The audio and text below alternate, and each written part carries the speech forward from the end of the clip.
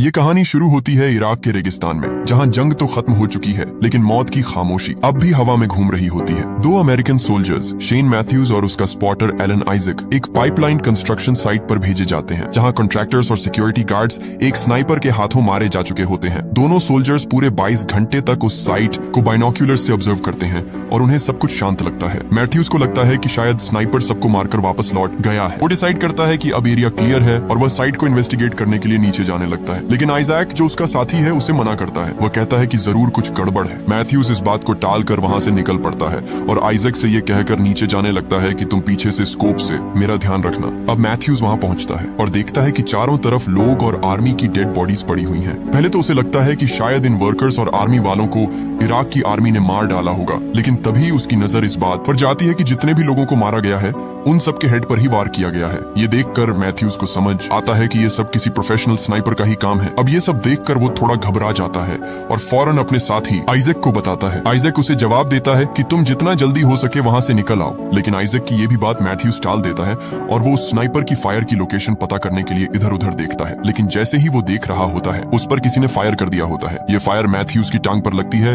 और वो नीचे गिर जाता है और इसी दौरान आइजैक भी देखकर वहां से फौरन नीचे मैथ्यूज के पास आने लगता है। अब आइजैक स्पीड से मैथ्यूज की तरफ बढ़ रहा होता है और तभी वो स्नाइपर आइजैक पर भी गोली चला देता है और आइजैक भी इंजर्ड हो जाता है, लेकिन वह वहां से एक दीवार के पीछे आकर छुप जाता है, जो अब उसकी जिंदगी का आखिरी सहारा बन जाती है। अब मैथ्यूज आइजैक से कहता है कि तुम बेस से तुरंत मदद मांगो। जब आइजैक रेडियो से कांटेक्ट करने लगता है तो वह देखता है कि रेडियो का एंटीना ही टूटा हुआ है और ये एंटीना टूटने की वजह से अब वह बेस से कांटेक्ट नहीं कर सकता। ये देखकर आइजैक बहुत दुखी हो जाता है और इसी दौरान आइजैक मैथ्यूज से कहता है कि तुम वहां से हिलो मत, नहीं तो वो स्नाइपर तुम पर फायर करके मार देगा। अब आइजैक उस दीवार में एक सुराख करता है ताकि वो अपना स्कोप वहां रखकर उस स्नाइपर की लोकेशन को जान सके, लेकिन तभी उस पर बहुत सारे पत्थर गिर जाते हैं जिसकी वजह से उसका हाथ भी इंजर्ड हो जाता है। अब आइजैक के पैर पर गोली लगने की वजह से उसको बहुत दर्द हो रहा था और वो अपने पैर से गोली निकालने की कोशिश करता है। गोली तो आइजैक के पैर से निकल जाती है पर उसको बहुत दर्द होता है। इस दर्द की वजह से आइजैक भी वहां पर बेहोश हो जाता है और थोड़ी देर बाद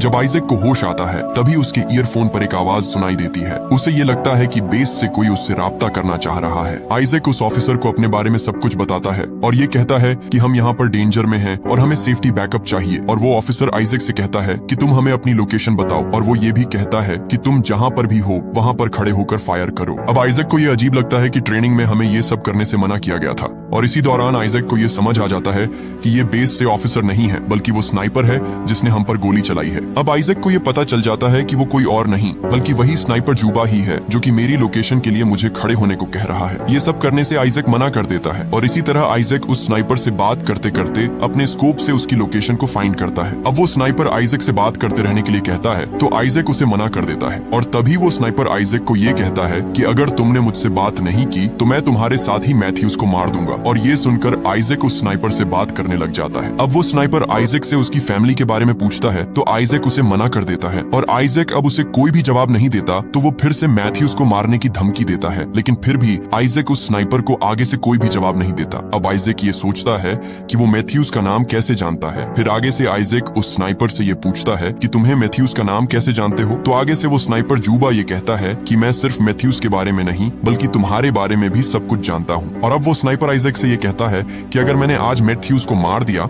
तो वो दूसरा यूएसए स्नाइपर होगा जो तुम्हारी वजह से मारा जाएगा, क्योंकि तुम पहले भी अपने साथी डीन को मार चुके हो। डीन आइजैक का दोस्त था और आइजैक अपने दुश्मन को मार रहा था कि उसी दौरान डीन आगे आ गया और वो भी वहां पर मारा गया। अब ये सुनकर आइजैक बहुत सैड हो जाता है और वो अपने आप को एक कातिल समझता है। अब आइजैक को यहाँ पर उस दीवार के पीछे छुपे हुए बहुत टाइम हो चुका था और अब टाइम गुजरने के साथ साथ आइजैक को बहुत प्यास लगी होती है और आइजैक अपनी वाटर बॉटल निकालता है और देखता है कि उसकी बॉटल में पानी बिल्कुल भी नहीं है और उसकी बॉटल में एक गोली का सोराख था, जो कि आइजैक के भागते वक्त उस स्नाइपर जुबा ने उसकी वाटर बॉटल पर गोली चलाई थी ताकि वो प्यासा रहे और पानी न पी सके। और इसी दौरान वो स्नाइपर जुबा उसे ये कहता है कि मैंने तुम्हारी बॉटल पर फायर इसलिए किया ताकि तुम इसी तरह प्यासा तड़प तड़प कर मर जाओ। और वो स्नाइपर आइजैक को ये भी कहता है कि तुम्हारे एंटीना पर भी फायर मैंने इसलिए किया ताकि तुम किसी से भी हेल्प न ले सको। अब आइजैक बहुत गुस्से से उसको ये बोलता है कि तुम एक टेररिस्ट हो। जवाब में वो स्नाइपर आइजैक से कहता है कि टेररिस्ट मैं नहीं, तुम लोग हो जो कि हमारे देश में आकर इधर छुपे हो। वो स्नाइपर ये कहता है कि मैं तो अपने देश में हूँ और मैं यहाँ पर अपने देश की हिफाजत करता हूँ। और इसी दौरान आइजैक उस स्कोप से स्नाइपर जुबा की लोकेशन को ढूंढता है और वहाँ पर आइजैक एक पड़े कचरे के ढेर को देखता है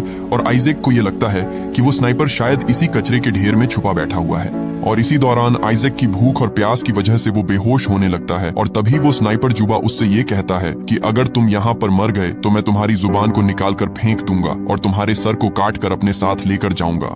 अब जब आइजैक को होश आता है तो वो उस स्नाइपर की एग्जैक्ट लोकेशन को ट्रेस करने के लिए अपने हेलमेट और अपनी स्नाइपर गन से एक फेक पुतला ऊपर करता है ताकि वो स्नाइपर जुबा उस पर फायर करे और आइजैक उसकी एग्जैक्ट लोकेशन का पता लगा सके। लेकिन आइजैक का ये प्लान भी फेल हो जाता है और वो काफी सैड हो जाता है। अब उसी दौरान वहां पर तेज हवा चलती है और बहुत सी मिट्टी उड़ रही होती है और इसी का फायदा उठाकर आइजैक वहां उस जगह से भागकर एक सोल्जर का बैग और रेडियो उठाकर वहां से भागता है। लेकिन वो स्नाइपर जुबा पीछे से उस पर फायर करता है, लेकिन आइजैक टाइम पर अपनी जगह पर आ जाता है और वो बच जाता है। और जब आइजैक उस बैग को ओपन करता है तो पानी की बोतल उसको मिलती है और कुछ कैंडी भी, जिससे वो अपनी भूख और प्यास को थोड़ा कम कर लेता है। और जब वो रेडियो को देखता है तो वो रेडियो भी पूरी तरह काम नहीं करता। इसी दौरान आइजैक के ईयरफोन में एक आवाज सुनाई देती है। वो आवाज आइजैक को मैथ्यूज की लगती है और उसे पता चल जाता है कि मैथ्यूज अभी भी जिंदा है। और ये सब देखकर आइजैक थोड़ा खुश होता है और मैथ्यूज से ये कहता है कि वो स्नाइपर जुबा एक कचरे के ढेर में छुपा है। और ये सब सुनकर मैथ्यूज अपनी स्नाइपर राइफल की तरफ धीरे धीरे जाता है ताकि वो स्नाइपर जुबा उसे देख न सके। और इसी दौरान आइजैक से एक मिस्टेक हो जाती है। वो जिस वक्त मैथ्यूज से बात कर रहा था वो सारी बातें वो स्नाइपर जुबा भी सुन रहा होता है, क्योंकि आइजैक उस वक्त अपना रेडियो बंद करना भूल जाता है। और वो स्नाइपर उससे पूछता है कि तुम किससे बातें कर रहे हो? तो आइजैक उसे ये कहता है कि मैं अपने मरने के लिए भगवान से बातें कर रहा हूँ। और उसी वक्त मैथ्यूज इस बात का फायदा उठाकर उस स्नाइपर जुबा को मारने के लिए उस कचरे के ढेर पर फायर करता है। तो आगे से वो स्नाइपर जुबा भी उस पर फायर कर देता है, जिससे उसका शोल्डर डैमेज हो जाता है और वो फिर से गिर जाता है। और वो जल्दी से आइजैक की तरफ बढ़ रहा होता है और इसी दौरान वो स्नाइपर एक और फायर मैथ्यूज पर कर देता है, जिससे वो फिर से बेहोश हो जाता है। और ये सब देखकर आइजैक और भी सैड हो जाता है, क्योंकि उसका दोस्त मैथ्यूज उसके सामने ही मारा जा रहा है और वो रोने लगता है। अब उस स्नाइपर जुबा से आइजैक ये कहता है कि हमें यहाँ से जाने दो, और जुबा ये कहता है कि तुम जब तक मुझसे बातें करते रहोगे तुम बचे रहोगे। और इसी दौरान आइजैक उस स्नाइपर जुबा को ये बताता है कि जब वो दुश्मन को मार रहा होता है तो वो डीन उसके आगे आ जाता है और उसी जगह पर उसकी मौत हो जाती है। और ये सब उसने अपनी फैमिली से झूठ बोला था कि उसको टेररिस्ट्स ने मारा था। और इसी दौरान उस स्नाइपर जुबा से बात करते वक्त उसे रेडियो से कुछ हाल चाल सुनाई देता है और वो फौरन रेडियो के पास आता है और उस रेडियो पर उसे सुनकर लगता है कि उससे बेस से कांटेक्ट किया जा रहा है, तो वो खुश हो जाता है। और इसी दौरान उसे ये पता चलता है कि वो स्नाइपर जुबा उसके बेस के ऑफिसर से कांटेक्ट कर रहा होता है। वो खुद आइजैक बनकर उन बेस वालों को यहाँ पर बुलाता है कि वो आएं और हमें यहाँ से ले जाएं, क्योंकि यहाँ पर सब ठीक है। अब आइजैक को ये समझ आ जाती है कि ये जुबा ऐसे ही करके सभी अमेरिकन सोल्जर्स को यहाँ पर बुलाकर मार देता है। और अब आइजैक को थोड़ी देर बाद होश आता है और वो फौरन मैथ्यूज की स्नाइपर राइफल को अपने पास ले आता है और तभी देखता है कि दूर से 2 हेलीकॉप्टर्स आ रहे हैं। और इसी बात का फायदा उठाकर वो उस दीवार को गिराकर उस कचरे के ढेर पर निशाना लगा लेता है और तभी वहां से कुछ फायर चलते हैं और आइजैक फौरन वहां उस कचरे के ढेर पर फायर करने लगता है। अब आइजैक को ये लगता है कि वहां पर कोई नहीं है, तो वो खड़ा हो जाता है और वहां से कोई भी फायर नहीं होता। और ये देखकर आइजैक समझ जाता है कि वहां पर अब कोई भी नहीं है और वो स्नाइपर जुबा भी मारा जा चुका है। फिर वहां पर आइजैक के बेस वाले आ जाते हैं और आइजैक और उसका साथी मैथ्यूज भी अभी जिंदा होता है और उसे भी वहां से रेस्क्यू कर लिया जाता है। और आइजैक उन सोल्जर्स को ये कहता रहा कि वहां पर कचरे के ढेर में वो उस स्नाइपर को देखना चाहिए, लेकिन उन सोल्जर्स ने उसकी बात नहीं सुनी। और इसी दौरान वहां पर उसी कचरे के ढेर से फायर होने लगा और एक एक करके सब सोल्जर्स मारे गए और हेलीकॉप्टर भी क्रैश हो गया। और इसी दौरान आइजैक और उसके सब साथी वहां पर मारे गए और ये मूवी यहीं पर एंड हो जाती है।